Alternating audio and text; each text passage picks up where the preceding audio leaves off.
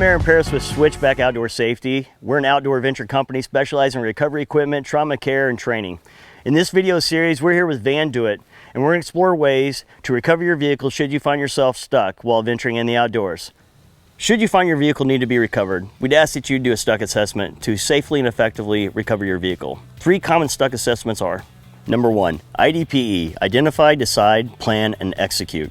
Number 2, STOPA, stop, think, observe, plan, and act. Number 3, OODA, observe, orient, decide, and act.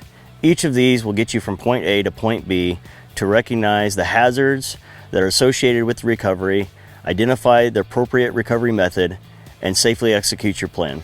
There are 4 types of vehicle recovery. Number 1 is an in-field repair. This includes dead batteries, flat tires, and other mechanical issues. Number 2 would be a vehicle-to-vehicle recovery, utilizing tow straps or kinetic energy ropes. Number 3 is a self-recovery where you would use your traction boards or your winch in numerous configurations. And number 4 is using a high lift jack. In this recovery, we're going to use a single line pull anchoring to a suitable tree. The equipment needed to do the recovery will be a winch line blanket, a rated tree saver, a rated soft shackle, and winch line with hook. We encourage you to utilize the clutch to free spool the line out to maintain the integrity of the motor and the brake mechanism. To disengage the clutch, we'll reach in, grab the clutch firmly, and pull the clutch handle to you. You can then grab the synthetic line and hook and this strap and pull the line from the winch easily. Choosing a proper anchor, we want to make sure that the anchor is going to be as much in line with the vehicle that's being recovered as possible. These 2 trees are in front of the vehicle. Both of them are solid, live, sturdy trees, and so either would be a good option. The camera is positioned directly in front of the winch so that you can see the angle the line is pulled if we were to choose this tree. Choosing this tree over here, though, creates a more in-line path for the vehicle to be recovered. This is a 12,000-pound winch. The winch has full power when you're 1 wrap around the drum. For every wrap added, you lose 10% power.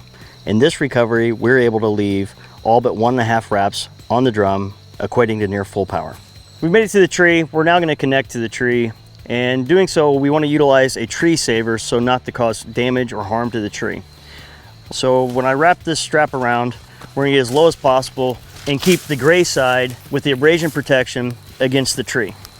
You may be tempted to secure it to the hook, but if you do so, you will not be able to do it safely because the safety latch will not engage and it's not deep enough into the hook. You'll need to use a hard shackle or a soft shackle to connect the tree saver to the winch line. If you use a hard shackle, you'll place it so that you're securing it with the pin screwing down. Remember, screw down so you don't screw up. This should be proud. You can then connect the winch line safely to the hard shackle.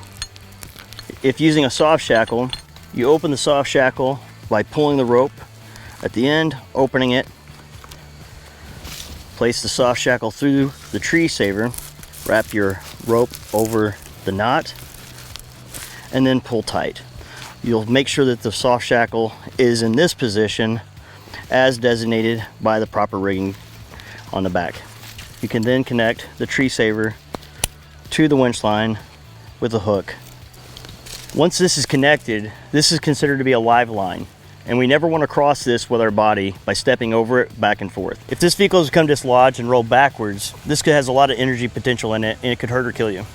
So if we need to go back to the vehicle and we're on the other side, we'll either need to go around the anchor and back down, or we'll need to disconnect and go across. When using a winch line, you want to make it safe by using a winch line blanket. This blanket has instructions of where to place it, and Warren suggests you place it directly in the middle between your anchor point and the vehicle being recovered. To connect the controller to the winch, you'll push this button for 3 seconds and hold it. When you get a blue light, the controller is connected to the winch. To winch in, you'll push the bottom button. To winch out, the top button. First, we need to make sure that the area is safe before we begin our recovery. Second, we'll need a driver to turn the vehicle on, have the vehicle in drive, and steer so that the recovery can be done effectively.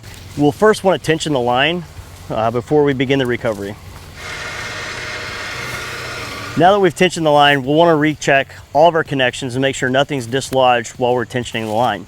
We'll check the hook to the soft shackle to the tree saver, and we'll check that the tree saver has not become twisted around the tree. Everything's good. We're ready to begin the recovery. When you get back in the vehicle and you turn it on, switch to mud ruts. Then we're going to engage the transmission into drive and then disengage the parking brake. While running the winch, be sure that bystanders are standing in designated safety zones. Now we'll begin the winch, engaging the winch with the winch controller, making sure that it's tensioning appropriately, allowing the winch to do the work, and then adding a minor amount of steering input as needed. One thing to be mindful of is we do not want to shock load the winch. Shock loading the winch is when you allow slack to get into the line and then the line snap back into place.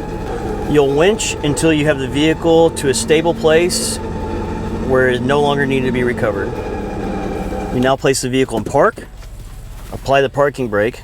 The vehicle's been recovered. Now it's time for us to gather our rigging, and then we're going to pull the winch line back out to the first wrap and then re-spool it back on so that it's lined up properly and there's no overlaps.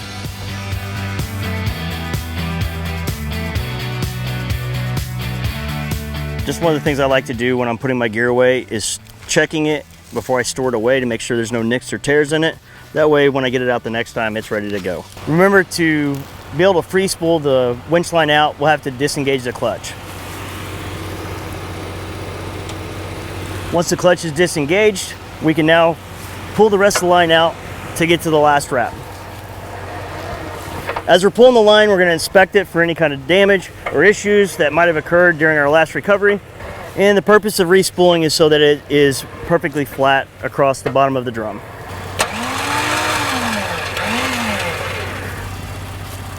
If you've forgotten like I had, don't forget to re-engage the clutch.